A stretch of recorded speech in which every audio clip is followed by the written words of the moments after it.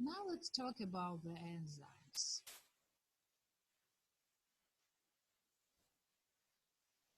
Enzymes are biological catalysts that can accelerate the rate of reactions. So, all reactions in the body mediated by enzymes. Enzymes are proteins. All enzymes are proteins, but not all proteins are enzymes. So these enzymes can change the reaction, the rate of reaction. They can increase the rate of reactions without being changed in overall process. So enzyme binds to this reactant. Reactant is also known as a substrate, convert them to the product, and then release the product. So these free enzymes can again bind to the same substrate and convert them to the product again. So enzymes direct all metabolic events that are happens in our body. So according to the nomenclature, there are two names of the enzymes. The first is a recommended name, and the second is a systematic name. So the first is the name which is according to their source. For example, the enzyme pepsin is found in the gastric juice. It's a digestive enzyme. So from Greek, this pepsis means digestion. So the name of this enzyme comes from this source where it was found. So the name of this enzyme is known as the pepsin. But the most enzymes names are ends to the suffix AACE, such as, for example, dehydrogenases, mutases, ATPases, etc. And for example, lipase catalyzes the hydrolysis of lipids, the degradation of lipids. So this name it is named according to its substrate. So, for example, proteases they can hydrolyze the protein. So their names are, for example, proteases or urease that can catalyze the hydrolysis of urea, etc.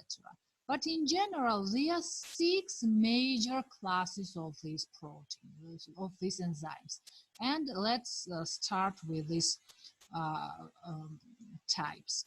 So the first is an oxidoreductases, transferases, hydrolases, lyases, isomerases, and ligases. So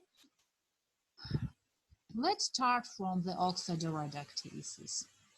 Oxidoreductases are enzymes which can catalyze the oxidation and reduction reactions. So these reactions are very common in biochemical pathway, and these enzymes known as the oxidoreductases. But to this group is belongs the enzymes such as dehydrogenases, for example, etc. So this enzyme group can use the cofactors or coenzymes which can donate its electron, which can oxidize or reduce the other component. And so this coenzyme is, for example, NAD or NADH. Now let's talk about the formula, the structure of this reaction. So here we have oxidoreductases and the example of this enzyme. For example, it's a lactate and its conversion to the pyruvate. So this lactate dehydrogenase enzyme. So here this oxidation of this NAD occurs and reduction of the NADH.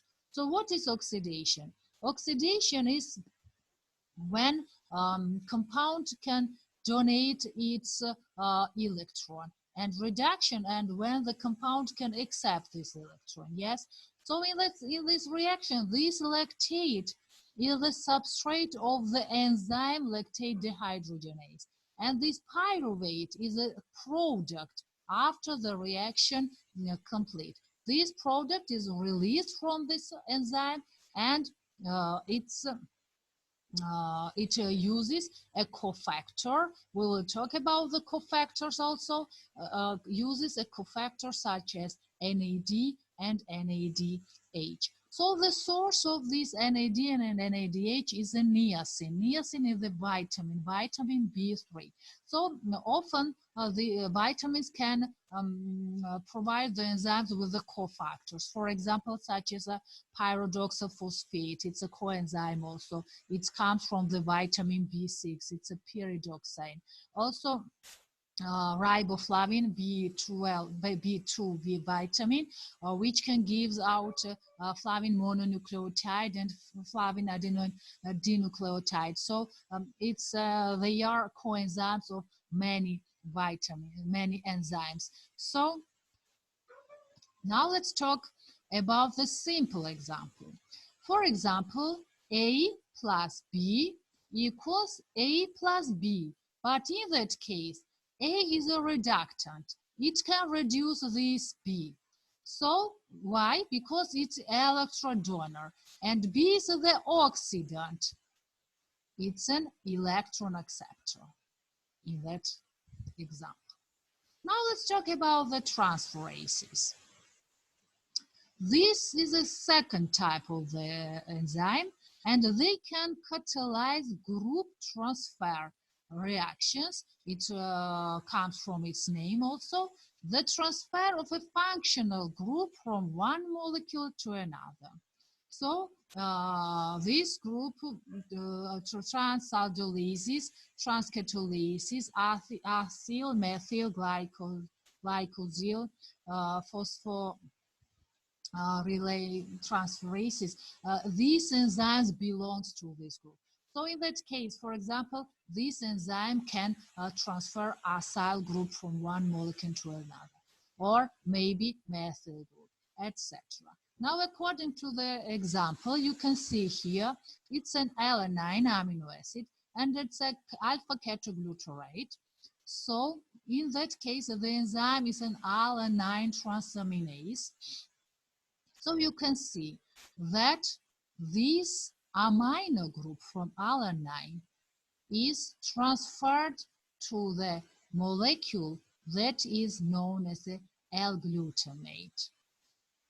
It's also amino acid, yes? So this alpha ketoglutarate itself converted to the pyruvate. So in that case, alanine and alpha ketoglutarate are substrates for alanine transaminase, and pyruvate and glutamate are products. Okay. Now the third is hydrolases. So in these reactions, which are catalyzed by these hydrolases, there happens cleavage of CO, CN, or CS bonds. So here C is a carbon, O is the oxygen, nitrogen, and sulfur, yes? And in that case, it happens by addition of molecule water. And the form of OH and H to the atom forming the bond. So it's an example. By the addition of water, the cleavage of bond occurs. So pyrophosphate is substrate, and the product is a 2-phosphate. You can see. Lyases, the fourth type of the enzymes. This enzyme consists of a diverse group of enzymes that cleave carbon-carbon, carbon-oxygen, and carbon-nitrogen bond. And it's an example. Pyruvate decarboxylase. You can see from the name decarboxylase. it's a pyruvate, it's a substrate, yes. And decarboxylase, it means that it can cleave the CO2 from this pyruvate, yes. And the net product is acetaldehyde and carbon dioxide. It's a substrate, and CO2 and acetaldehyde are the products. And isomerases. If you remember, we talked about the isomers. Isomers are compounds that have the same formula but the different structure and also the different features. So many biochemical reactions simply rearrange the existing atoms of a molecule, that is, create isomers of the starting material. So the enzyme which can catalyze these rearranged reactions are called isomerases. So mutases also belongs to this group. And let me show you. It's an example. It's an alanine L form, and it's a D form. And this enzyme is also known as racimases. So it's a racemation reaction. So these L and D amino acids are optical isomers or enantiomers to each other. They are mirror images. So these isomerases can convert the one enantiomer to another, L form to the D form. And the last type of enzymes is ligases. Now ligases synthesize carbon-carbon, carbon-sulfur, carbon-oxygen, or carbon-nitrogen in reactions coupled to the cleavage of a high-energy phosphate bond in ATP. ATP is an adenosine 3-phosphate, so it's an energy source in our body. So the cleavage of this ATP is necessary for synthesis of these bonds. So other ligases are named synthetases, and you will see these enzymes when we will talk about the metabolism. So it's an example. It's the first example. It's a glutamate. It's also an amino acid, you can see. And with the addition of ammonium, NH4, and with the energy of ATP cleavage, it's converted to the glutamine. So it means the addition of amino group to the amino acid. So in that case, the substrates are glutamate and NH4. So ATP is a cofactor that helps to this enzyme to complete the reaction. So and glutamine is a product. So the cleavage of one molecule ATP gives out adenosine diphosphate ADP and also inorganic phosphor. So let's keep these figures are given in your book. You can see them. So let's keep now. And it's a simple example of these enzymes without formulas. The first is a redox reaction. Oxidoreductases are enzymes, if you remember, that catalyze the redox reactions when one compound oxidized and release its electron to the B compound, which is reduced. The second is a transferases, the replacement of, for example, B compound to the C compound. Next is a hydrolysis with addition of water. It happens the cleavage and replacement of the compounds. Next is a lyasis, is the fourth. Lyasis, it's a decomposition, it's a cleavage. Here is given isomerization, it's a racemization reaction. which are catalyzed with racemases or also mutases. And it's next is the synthesis. Okay, it's a synthesis of two compounds to give out one compound. Now, I want to show you an example. The example is a glucokinase. It's a common name of this enzyme, but it has other systematic name. It's an dihexose 6-phosphotransferase, and its GC number, it's an enzyme commission number, is 2.7.1 and 2. So this 2 means that it belongs to the second group of the enzymes, which was transferases. The 7 means a specific number of subclasses within the transferases. Yes, so they are also the subclasses of this type of enzymes. For example, one is a transfer of alcohol, and the second is exactly the name of this glucokinase. Now let's talk about the active site. Enzymes contains a cleaves or pocket inside, cleft or pocket inside, which known as an active site. Yes, it contains amino acid sequence, and that this amino acid sequence can bind the substrate. They are participate in substrate binding and catalysis. So the active site of enzyme is a place where the substrate binds to the enzyme or where the reaction occurs. So it's a substrate. Now when the enzyme binds to the substrate, it gives out enzyme substrate complex and release the product and the free enzyme. Now each enzyme has a specificity to its substrate. So they are highly specific with their own substrate, and they can just catalyze only one type of chemical reaction. So they are given an holoenzymes. What is holoenzyme?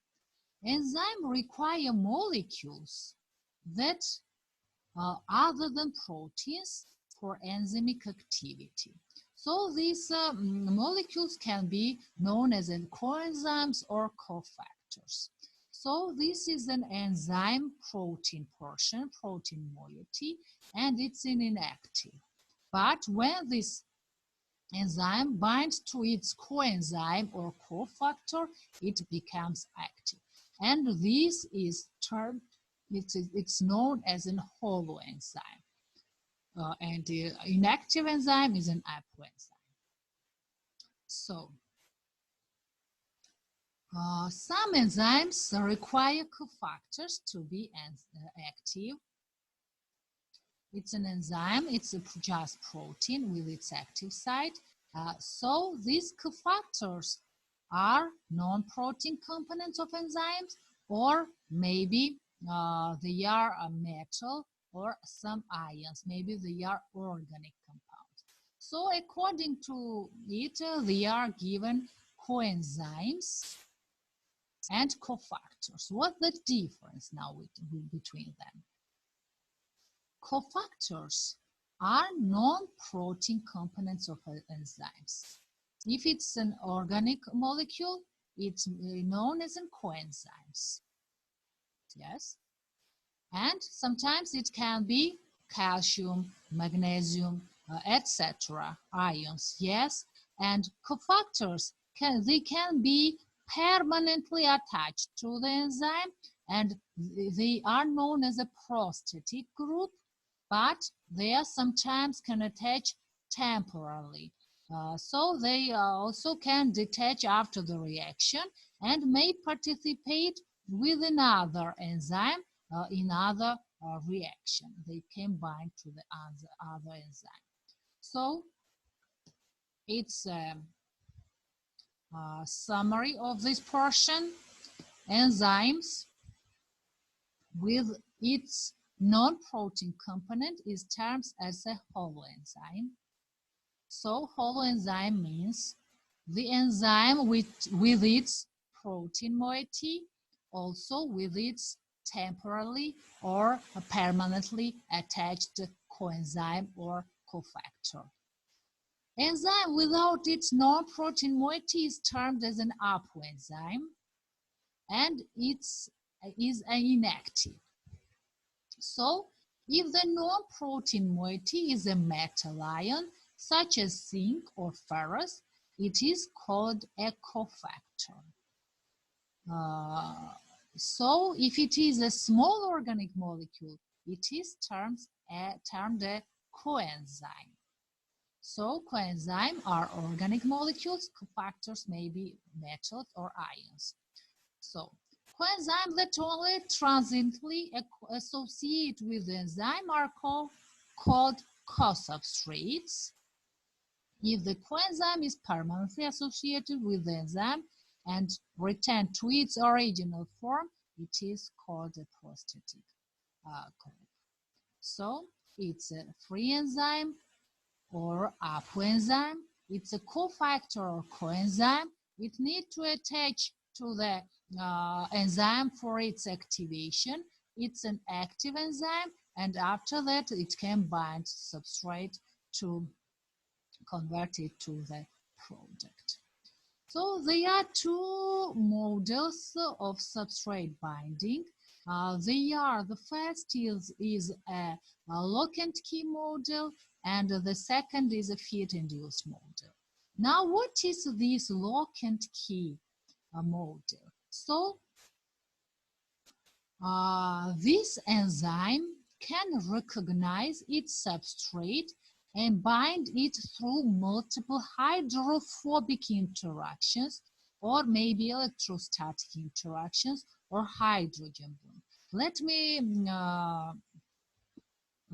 say that enzymes are proteins, so they are different amino acid sequence. So these amino acid residues can bind this substrate in different variations. So this is an active site which are composed of different amino acid residues. So their side chains can interact with the substrate with the different bonds.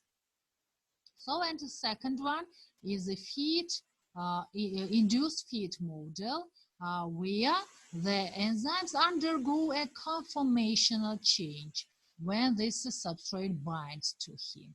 So, it's an examples, lock and key model.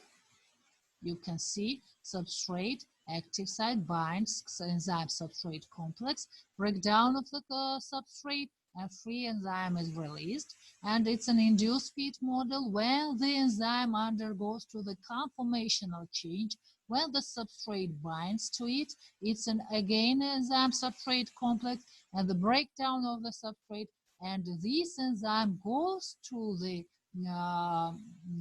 previous how to say, previous station, state, in the previous state as it was before the reaction. So now there are different factors that can change reaction velocity. They are substrate concentration, temperature, and pH. They are most known. So now let's talk about the substrate concentration.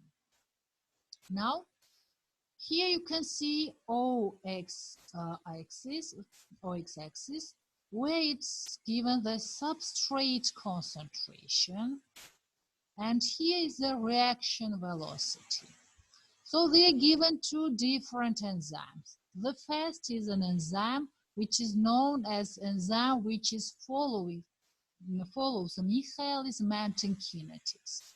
So this enzyme can show the hyperbolic curve, giving in blue. So the next enzyme is an allosteric enzyme, given in green. So this allosteric enzyme has different sites. It's the multi-site enzyme system, which can bind different substrates. So that when it binds to the first substrate, this substrate can alter the activity or specificity to the substrate of the other active site. So it's an enzyme with one active site, and the allosteric enzyme is an enzyme with many active sites. So this is a Vmax, maximum velocity. It's a number of substrate molecules converted to the product per unit time. When we have the high substrate concentration, it means the enzyme saturation. What is saturation? When all enzymes' active sites are busy with the substrate. So it's an ascending phase, you can see, and it's the velocity, maximum velocity here of the enzyme. Yes.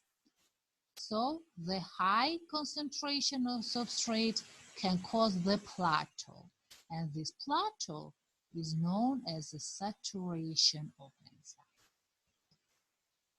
Now, the reaction velocity increases with the temperature also, until a peak velocity H is reached. So you can see here it's a temperature and also reaction velocity. It's a ascending phase, and it's 40 degrees centigrade, for example. Yes, it's an optimal temperature for this enzyme. So after the temperature is increased, you can see the descending phase due to denaturation of the enzyme. Enzymes are proteins and then, of course, can undergo the denaturation.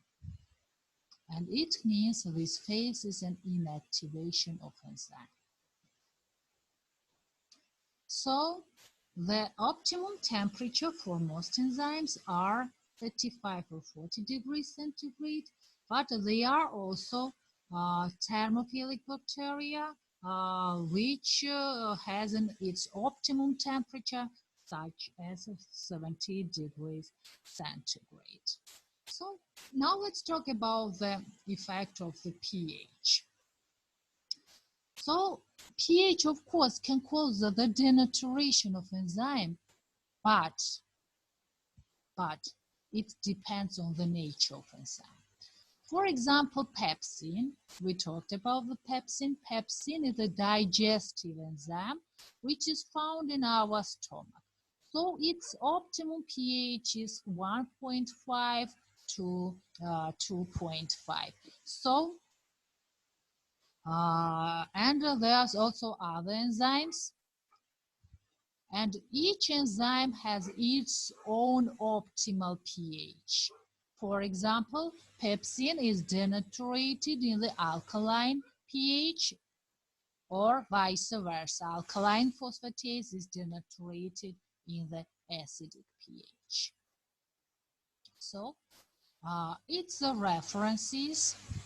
The page is from Lippincourt's Illustrated Biochemistry and also from Mark's Medical Biochemistry. Thank you.